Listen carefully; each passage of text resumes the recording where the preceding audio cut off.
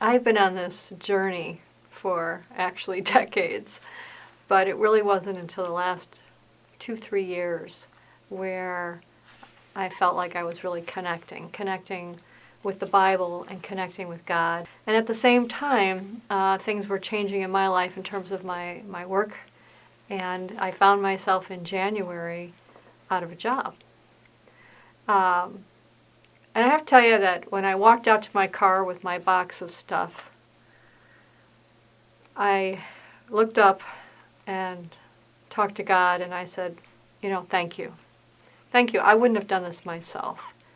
But He gave me a much bigger gift than I could ever have imagined. He gave me the time to go deeper in understanding Him and the opportunity to be part of You Are Chicago. One of the interesting experiences I had through the curriculum was not only interacting with the leaders, the individuals from the Rogers Park area, but there were a few uplines also that were participating. One of the uplines, Ralph Greenhow, raised his hand and said, don't forget that as an employee, you're there to serve. And I'm sitting there going, yeah, right. I was just like everybody else around the room going, And a couple days later, I had the big interview.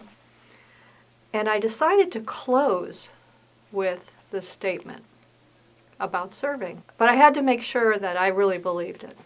I had to really, do I really feel this? I went out for a jog that morning of my big interview. And I had a conversation with God about, how do I really feel about this? Do I really feel this way? Am I really serving my employer? And I thought it through, and I felt really good about it. It's not a giving in, it's giving for.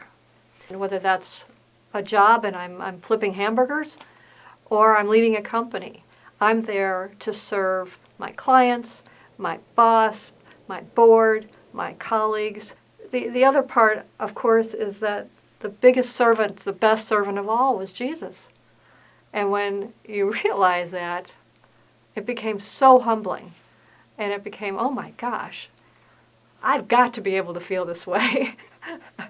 Because, boy, if Jesus did, the King of all kings, then I certainly can. Remembering that concept of I'm here to serve was really, really important. In fact, I think it was sort of the clincher in my interview process.